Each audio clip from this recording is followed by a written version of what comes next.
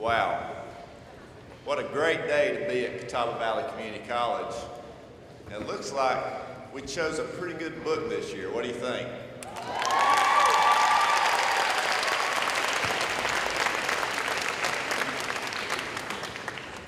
It's a great pleasure for us to welcome our guest author here this morning, Mr. Wes Moore, who's here through the Lenoir-Rhyne University Writers Workshop. And I would just like to take a moment to thank Lenoir-Rhyne University and what they do for our community, but also what they do as partners of Catawba Valley Community College. Let's give Lenoir-Rhyne University a big hand.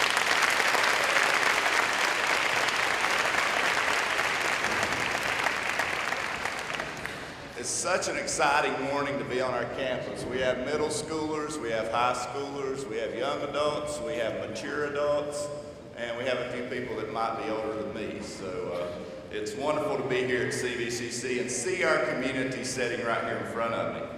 Let me ask you something. Do you know of anyone else that has the same name as you?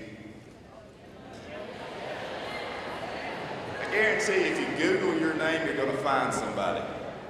And it's so interesting with the perspective that Wes provides in his book about how those lives are so different, but yet so connected in some way as a person, as a human being in this world.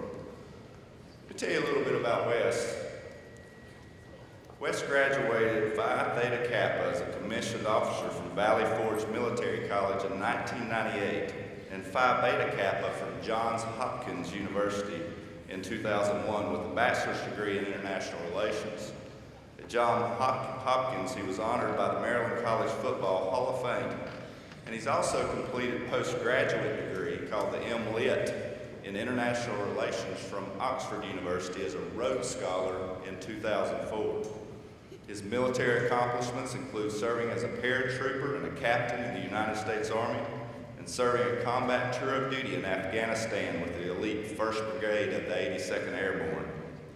He was born in 1978 and was 3 years old when his father passed away, and his mother made great sacrifices to send him and his sisters to private school. Living between two worlds, the affluence of his classmates and the struggles of his neighbors, he began to act out. Hoping to reverse his behavior, his mother sent him to military school in Pennsylvania. After trying to escape 5 times, he decided to become accountable for his actions. By graduation 6 years later, Moore was company commander overseeing 125 cadets. The ability to change our everyday choices is an amazing thing when we practice it. At this point, I'd like to share a quote from his book, The Other Wes Moore. In one of his conversations with the other Wes Moore, he was asked, "When did you feel like you'd become a man?" Our speaker answered quickly and confidently, "I think it was when I first felt accountable to people other than myself, when I first cared that my actions mattered to people other than just me." And then he goes on to say that he wasn't too sure of what he was talking about when he said it. And that's on page 66, if anybody wants a citation of that. He has a strong passion for youth advocacy as evidenced in his many community efforts. It's easy to see why he had the question about 2 boys with the same name in the same city with 2 very different destinies ahead of them. As he seeks to help other young people redirect their lives, Mr. Moore is committed to being a positive influence and helping kids find the support they need to enact change. He says that public servants, the teachers, the mentors, and the volunteers who work with our youth are just as imperative to our national standing and survival as our armed forces. Let me give you a little housekeeping today. Mr. Moore's schedule with us will be a presentation from 11 to 11:25 or so, and then Q&A from 11:25 to 12 to give you plenty of opportunity to interact with him. And then from that, he's going to have his book signing and refreshments from 12 to 12:30. And for those of you who have to leave for an evening class, and this is important, Mr. Moore is going to give you a signal at 11:50 so that you can all leave together. It's because we don't want a lot of disruption, because I'm sure you're going to be engaged in what he's saying. And then one last thing. Has anybody got one of these on? If you do, please turn it off for respect for our presenter.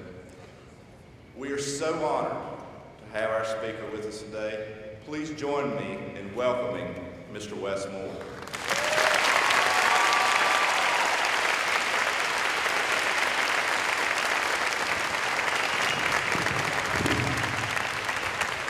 Thank you very much, and good morning. It is such an honor to be here at CVCC, and first, Dr. Henshaw, thank you for your leadership, and thank you for opening up your facilities for everybody to come through. It really means a lot to me.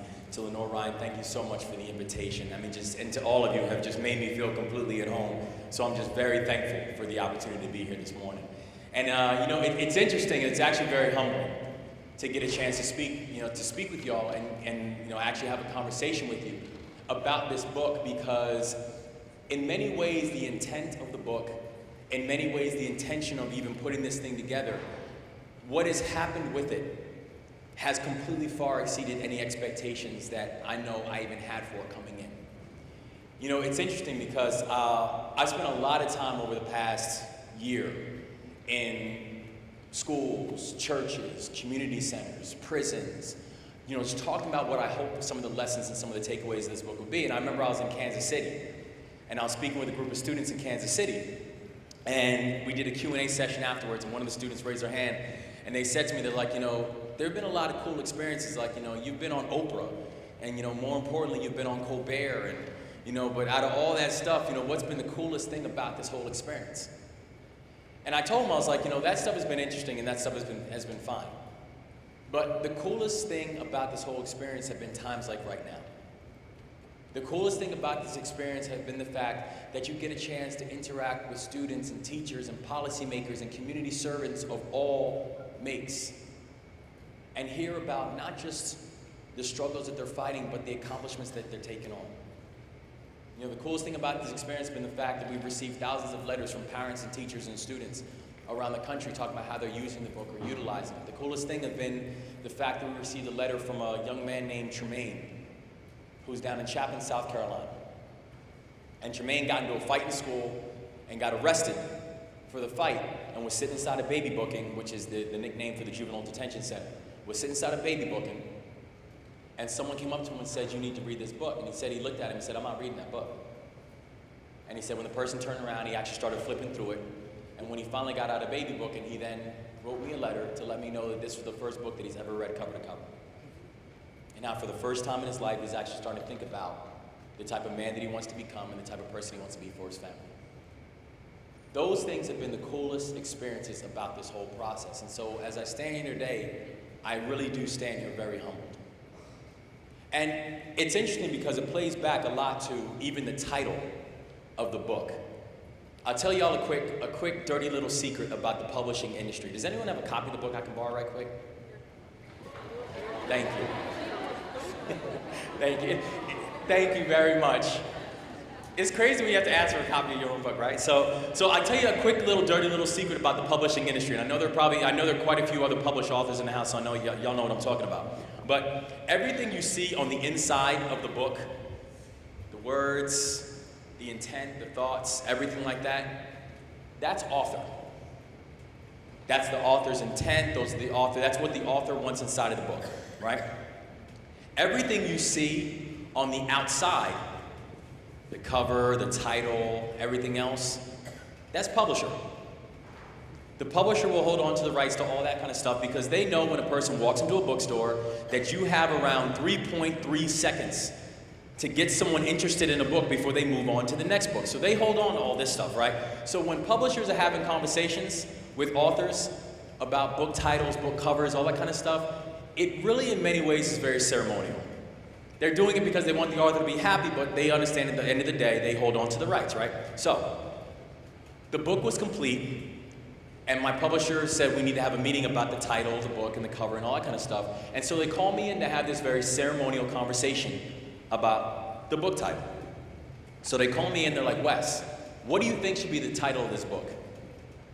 And I told them I was very clear that the thing about this book I wanted people to understand is that I don't want this book just to be about two kids. I don't want this book to be just about the journey of these two individuals and what ends up happening where they go in different directions. But I wanted this book to be something about all of us. I wanted people to understand that this is about a much larger societal conversation that I wanted to have. And so they said, so what do you think about a book title? So I said, all right, how about, I was like, and I told them I put a lot of thought into it, and I have about 6 titles I really like. What about Baltimore Suns? Or what about All the Difference? Or what about Out of Many? Or what about, I had like 6 titles I threw out to him. And I looked at him after I said it and I was like, so what do you guys think? And they looked at me and they said, those are interesting. But they said, but we think we have a better title for you. What do you think about The Other Wes Moore? And I looked at him and I said, that is the dumbest book title that I've ever heard in my life. This is true. And so they looked and they said, why do you think it's so dumb? What don't you like about it? And I said, there's actually a whole bunch of stuff I don't like about it, but let me start with 3. Right? The first thing I don't like about it is I try to be very clear with this book that it's not just about these 2 kids, but it really is about a much larger societal conversation. So by putting the name inside the title, are you not completely negating that entire argument? The second thing I didn't like about it, I was like, what self-respecting author puts their own name inside of their own book title? And the third thing I told him I don't like about it, I was like, no one knows who one Wes Moore is. So why would anybody even care who the other Wes Moore is? The title doesn't make any sense, right? And so they looked at me and they said, those are all good points. The problem is, though, is that you're missing the point. The problem is you're missing the point. You're absolutely right. It's not about you, nor is it about him. The name is irrelevant. You could throw any name inside this book title. Because the fact remains there are Wes Moores in each and every one of our communities, in each and every one of our schools, in each and every one of our homes. People who we know are one decision away from going in one direction or one decision away from going in a completely different direction. And that it's about both the decisions that we make, but also, equally as important, the people we have in our lives who help us to make those decisions. The people we choose to have in our lives who help us to frame our way of thinking. So the name isn't important. The most important thing about the book title is the other. The fact that our society is full of others. People who we sometimes don't acknowledge, people who might not look like us, people who might not think like us, people who might not speak like us, but whose fate matters as much to our future as theirs matters to their own future. Because sometimes, and I know I'm just as guilty of it, we'll look at a final conclusion and we'll make quick assumptions as to how that person got there. Oh, it's probably because of this, it's probably because of that, without ever thinking to actually peel back the onion and dissect it a little bit. One thing I wanted people to understand, and I tell students, like, this is the easiest open book test you'll ever take. I mean, in the first pages, I give you the answers. The entire rest of the book, though, is I want to take the reader on a journey. I want this reader to understand, and I wanted people to understand how you can have 2 kids with similar circumstances, similar backgrounds, and how sometimes the smallest differences and how somehow the smallest interventions, as I said, the smallest stumbles in the right direction or the most accidental falls in the wrong direction can make all the difference as to where we end up and how these decisions do matter. And so when they explained it to me, I thought to myself, I was like, all right, this actually makes a little bit of sense. And so even though I didn't have any say in it, we went along with it. And then hence the title is The Other Wes Moore. And how the premise of the book, and really what I wanted people to understand from it, is basically this. I mean, you look at the fact that the book really starts looking at this article in the Baltimore Sun about a local kid who had just received this Rhodes Scholarship.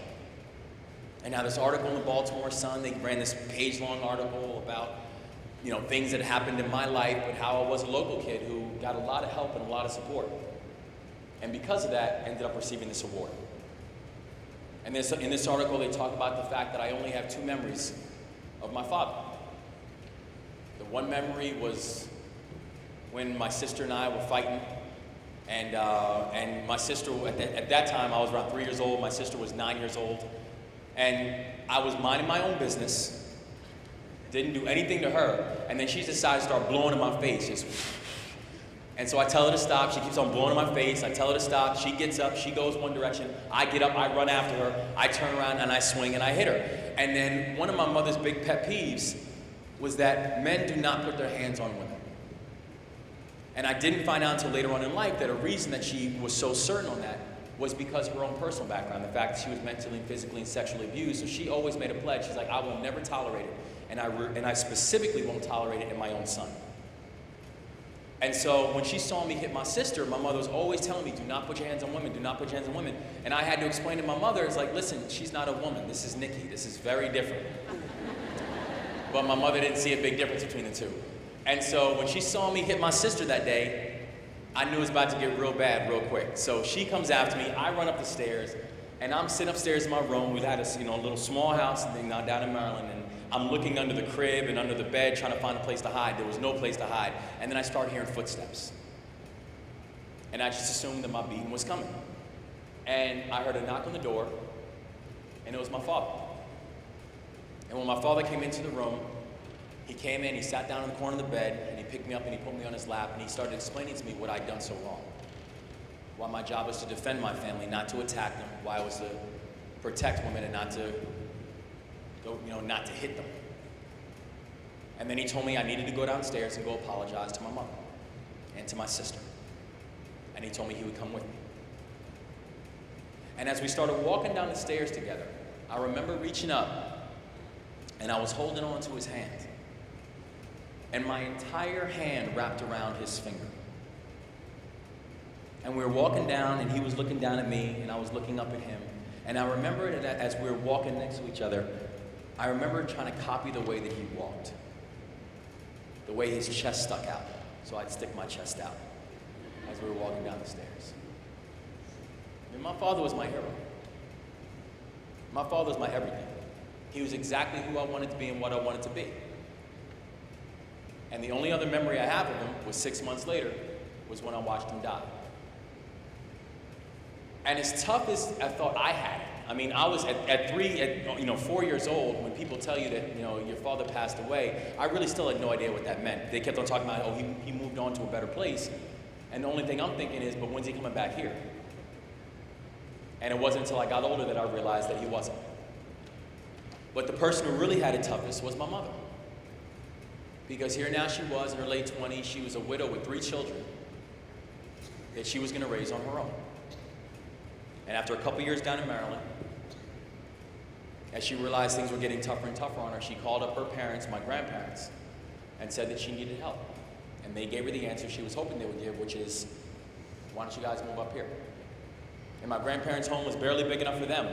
My grandmother was a public school teacher for 27 years in the Bronx. My grandfather was a minister. But they made it big enough for all of us.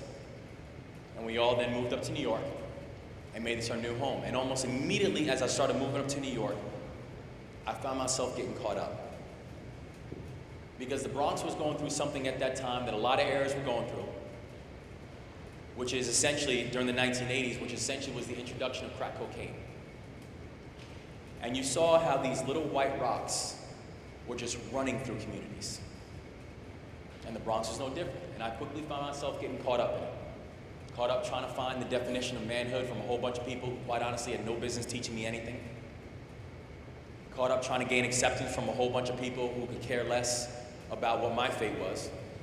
It's one of these things when you go do things with friends and they tell you to go do X, Y, and Z, and you go do it, and you get in trouble and you turn around and your friends are nowhere to be found. So my definition of friendship started changing real quick. And so eventually to the point when my mother started threatening me. My mother was always very creative with her punishments. And eventually, by the time I was around 8 years old, she started then threatening me with this idea of military school. She's like, you know what? She looked at my report card, she's like, you gotta be kidding me. You don't get this together, I'm gonna send you to military school. And I looked at her, I was like, all right, Mom, you know what? I'm gonna do better. I'll work harder. And then when I was 9 years old, I ended up on academic and disciplinary probation. By the time I was 10, I was asked to leave one school. By the time I was 11, was the first time that I felt handcuffs on my wrists. And my mother kept on threatening me with different things and trying to come up with other ways, because as she always said, she's like, I lost my husband, I can't lose my son as well. And then finally, when I was 12 years old, my mother came up to me and she's like, you know what, I'm gonna send you to military school. And I looked at her and I was like, Mommy, I can see you're serious. I will do better. I'll work harder. And she's like, nah, you're going next week. And she had me go to my room and start packing my stuff up. And I'm not lying. Even when she started packing up the car, I swear I thought she was just gonna drive around the block a few times. Seriously, because I was like, there's no way she's gonna send me away. There's just not a chance on this. So I thought we'd drive around the block a couple times. She'd then park the car and say, I told you I was serious. And I'd say, Mommy, I can see you were serious. I'll do better. And I thought that's how the game would go. The problem is she kept on driving, right? And she drove all the way to Pennsylvania. And she brought me to this military school in Pennsylvania. And this military school, and understand this about me first, up until that point in my life, I know cities. I know Baltimore, I know the Bronx, I know buildings, I know lights, I know barking dogs, I know cities. I don't know anything about the forest, I don't know anything about the trees, I don't know anything about the woods. And this place was in the middle of the forest and it had these big black wrought iron gates that surrounded the school. And what was crazy is that when you first walk on campus, everyone is really nice. Like all the cadets, they run up to the parents and they help them with the bags and they're like, oh, you made such a great decision, ma'am, let me help you out here. And then all the parents are like, wow, people here are so kind. And then the parents leave campus. And those smiles start turning to fangs real quick from these cadets. And as Dr. Henshaw said, I mean, I didn't like this place at all when I first showed up. I mean, I didn't understand why everyone was so angry. I don't understand why they kept on yelling when I'm right here. I can hear you perfectly fine. I mean, there was one thing I liked about this place. They had these crazy wake-up calls at 5:30 in the morning, complete with like, Welcome to the Jungle by Guns N' Roses, and they're banging trash cans for no reason. And it's 5:30 in the morning. I'm like, not even the sun is up yet, so why are we up? But this is how this day's first started. And so I made a pledge to myself that first morning, I'm not staying here. This is not gonna work for me. And so literally, I just spent the next days trying to come up with plans as to how I was gonna escape. So every time they would turn their backs and they would leave us alone, I would then proceed to run out of the gates. And I would run out through the woods to go try to find this train station, because they kept on saying there was this train station in Wayne, Pennsylvania. But I'd go out, run through the woods and try to find the train station, I'd get lost, and then he'd come find me and bring me back. Then after one day, after the fourth time I ran away, I was sitting in my room with my roommate, and my squad leader walks into the room. And we call the room to attention. Room 10 up, we stand at attention. And my squad leader says to my roommate, he says, get out. I gotta talk to Moore. And my roommate grabs his stuff and he runs out of the room. So I'm just standing there at attention, thinking to myself, this is not good. Because whatever's about to go down, he doesn't want witnesses. So I'm just standing there at attention and just waiting and see what he's got to say or do to me. And he walks into the room and he says, sit down. So I grab my chair and he grabs my roommate's chair and he sits down next to me. And he says, listen, Moore, it's obvious you don't want to be here. And quite honestly, we really don't want you here. So I've drawn you a map on how to get to this train station. So my man, Sergeant Austin, reaches in his pocket and pulls out a handwritten map with directions, landmarks, pace count on how to get to this train station. So I'm looking at my man, Sergeant Austin, like this dude just handed me a lottery ticket. I look at him and I'm like, yo, listen, I'll never forget you. You know, when you get out, let me know, we'll grab lunch on me. I mean, I am so excited at this point. And he just looks at me and he just smiles. He's like, just get out of here, just go. And so that night I planned this whole big great escape, where I knew that TAPS was at 10 o'clock at night. TAPS was lights out. I knew the Reveille, which was that crazy wake-up call, was at 5:30. So I'm like, all right, I'm gonna set my alarm for 11:30. So everyone should be asleep, but it still gives me a good 6-hour head start before anyone realizes that I'm gone. Set the alarm goes off, I shut it off. I grab a little bag that had like a change of clothes and a granola bar and a flashlight and my map. I say peace to my roommate, and I run out the door. And I'm going out through the door, and it's telling me, okay, you're gonna go 20 paces and you'll see a big tree, and then you'll make a left. So I'm going out my 12, 13, 14, and I see a big tree, and I make a left. The problem is that I'm in the middle of the woods. There are nothing but big trees all around me, right? Then it's like you're gonna go 30 paces, you'll see a big rock, and you'll make a right. I go out, I do my 30 paces, I see a big rock, I make a right.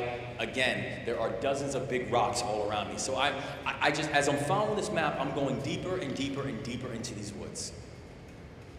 And I'm 12 years old, maybe 13 years old at this point. I have never been into these woods before, and I'm terrified because it is pitch dark outside. And the only thing I know about the woods is I know, like in horror movies, that's where folks go and don't come out of. So I am freaking out at this point. And eventually I just sit down and I start crying. Not just because I'm scared, but also at this point now I'm frustrated. Because I'm so tired of hearing people talk about what I can do better. I need to work harder. You need to make people proud. You need to do. I don't care. Just let me go home. That's all I want. And I'm sitting there, sitting down, and I'm crying. And I start hearing leaves rustling, and I thought it was just wild animals chasing me or whatever. And then I start hearing laughter. So I turn around and look. And it's my entire chain of command who followed me out. The map was fake. The map took me to the middle of the woods. They just wanted to see how bad I wanted to go home. And that night they got their answer that I was really ready to go home. And so they brought me back to campus and they dusted me off and they were laughing at me the whole time walking back to campus. And we were in a stage of our time there where we weren't allowed any outside communication. No phone calls, television, radio, nothing. You were either going to succeed as a team or fail as a team. Your choice. But they said, we're going to make an exception because if we don't, we know we're going to lose you. So you've got 5 minutes to make a phone call. Call whoever you want, but you've got 5 minutes. And I called the only number that I knew, which is Mom. So I call Mom. Mom wasn't expecting to hear from me for about 8 weeks, and now here it is on day 4, 1 o'clock in the morning, she gets a phone call. So she's freaking out. I'm like, Mommy, listen, I'm good. Thank you for this opportunity. It's been wonderful, but I'm really ready to come home. Can you come get me tomorrow morning? Do you need directions? You know, I'm telling her all these things she needs to do for me, right? And then she stops me. And she says, too many people have sacrificed in order for you to be there. And too many people are rooting for you. Your father's looking down at you and he's proud of you, and you've got to understand, it's not all about you. It's not all about you. And I listened to her talk.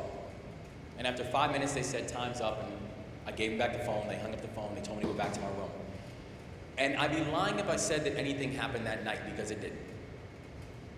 I went to bed that night just as angry as I went to bed the night before, and I woke up the next morning even angrier, because I knew I wasn't getting out of this place.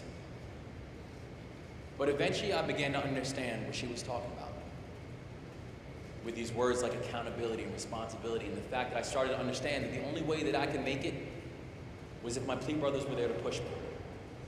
And the only way that they could make it was if I was there to push them. And so after that first mandatory year, I was actually doing okay academically, and I would play sports because I wasn't on probation, and they gave me some ranks, and I was in charge of people. And when we moved back down to Maryland, she said, if you want to go back to school in Baltimore, you can. And I said, if it's okay, I'd like to sit tight. I ended up finishing high school there, going on to junior college, joining the Army, and going on to Johns Hopkins. And it was while I was at Johns Hopkins that the idea behind this story came about. Because around the same time I had just received a Rhodes Scholarship and the Baltimore Sun wrote this piece, they were also writing a whole series of articles on 4 guys who one day walked into a jewelry store at 11:30 in the morning. The first 2 guys walked into the jewelry store and they reached in their coats and they pulled out guns. And when they pulled out the guns, they started pointing the guns at everybody who was inside the store, either working or shopping, and telling everyone to hit the ground and keep their hands on top of their heads. And then soon after, 2 other guys walked into the jewelry store, and they reached in their coats and they pulled out mallets. 1 guy with a gun and 1 guy with a mallet went to the left. 1 guy with a gun and 1 guy with a mallet went to the right. As the ones with the guns were walking around and keeping everybody's heads on the ground, the ones with the mallets were walking around and just smashing out jewelry cases and taking out watches and rings and necklaces. And then all 4 guys met in the back of the store.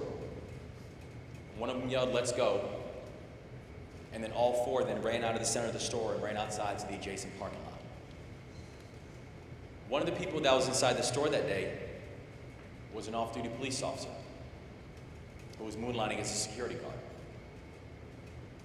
This off-duty police officer was a 13-year veteran of the Baltimore Police Force. He was a 3-time recipient of Police Officer of the Year. He was a father of 5 who just had triplets. And the reason he was working that day was because it was his day off from work and he needed to make extra money for his family. And he got up off the ground and he drew his weapon and he ran outside to see if he could stop the guys from getting away. And when he went outside, he started kneeling next to cars and kneeling next to vehicles to see if he could figure out which vehicle that they were in. And he didn't realize that one of the vehicles that he was kneeling next to was one of the vehicles that the guys were in. And then a window rolled down, and then 3 shots were taken at point-blank range, and he was killed instantly. And there was a 12-day national manhunt for those 4 guys, and finally after 12 days, all 4 guys were caught. And I found out that one of the people that the police were looking for, one of the people that was eventually captured, tried, convicted, and sentenced for the crime, was a guy whose name was also Wes Moore. And the more I learned about this tragedy, the more I learned about the people who were involved, and the more I learned about Wes, the more I realized how much more we had in common than just our names. I learned about the fact that we were both living in the same neighborhood, literally blocks away from each other at that time. I learned about the fact that we both grew up in single-parent households, that we both had academic and disciplinary troubles. I learned about the fact that we both were around the same age. And so I started thinking to myself, so how does this happen? How do you get 2 kids from similar backgrounds and similar circumstances who end up going in 2 completely different places? That as I'm getting ready to head to England on a scholarship, he's getting ready to head to a maximum security facility for the rest of his life. Him, his older brother, and 2 other people that were there that day. And I knew there were questions I wanted to ask, and I knew that he was the only one that could answer them. So one day, I just decided to write him. I had no idea if he'd write back, and quite honestly, I knew I couldn't control what he does. But I wrote him this note. Basically, it's like, hey Wes, my name is Wes, and I listed a whole bunch of questions that I had.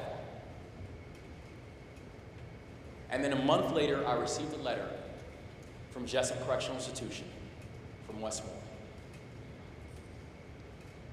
And it was one of these things when if the letter I would have received from Wes, if it was like written in crayon with his whole hand and it didn't make any sense, if that was a letter I would have received from him, I would have looked at that letter and said, you know what? I kind of get it. I have a better understanding now of what was going on. The problem is that it wasn't. The problem is, to this day, it is one of the most interesting and articulate letters that I've ever received. And it only led to more questions. So eventually that one letter turned into dozens of letters, those dozens of letters turned into dozens of visits. And now I've known Wes for over 8 years. And the idea of this book wasn't anything that initially came about. I'd known Wes for years before the idea of a book even came about.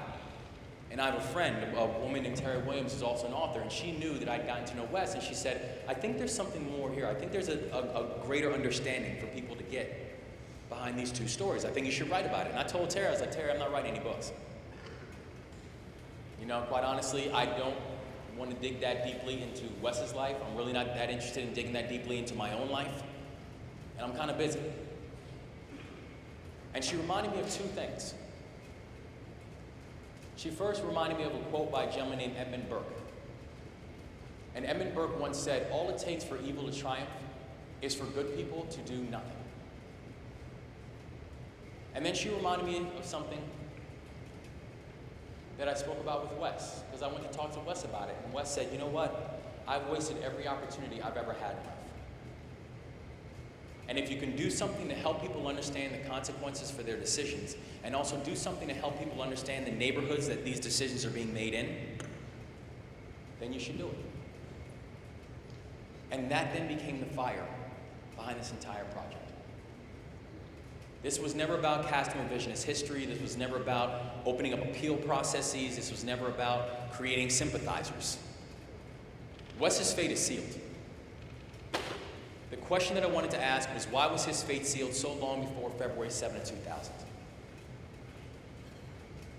And when I went through this process, I started thinking, so what is that thing? What is that thing that we can give kids that they'll be just fine? As I was, writing this book, there was a whole lot about my life and a whole lot about my family and a whole lot about other things that I never really understood nor appreciated. And it really took me understanding and delving into the life of someone else for me to really appreciate it. The fact that you're here in college, in high school, in middle school, The fact that you have people who spend time out of their day to bring you here, you've got a lot of people that are fighting for you. You've got a lot of people that are rooting for you. What you do with that, how you utilize that, it matters. You all have moved on to a point when not only do your decisions matter to you, but they matter to a whole lot of people who are coming up behind you. You're leaders. Your education can't simply be about what you're learning, but it also needs to be about what you're giving. That's what the whole person leadership is. I'm incredibly thankful to be here today. I'm incredibly thankful to be in your presence. And I'm thankful and I'm hopeful that I can be part of any type of journey that you all take and be helpful to you in any way that I can. God bless you all sincerely, and thank you so much for your time.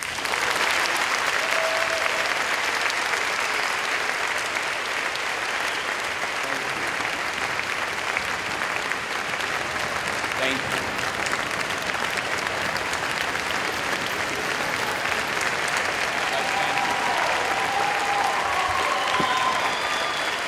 Thank you, guys. Thank you. Bless you. Thank you.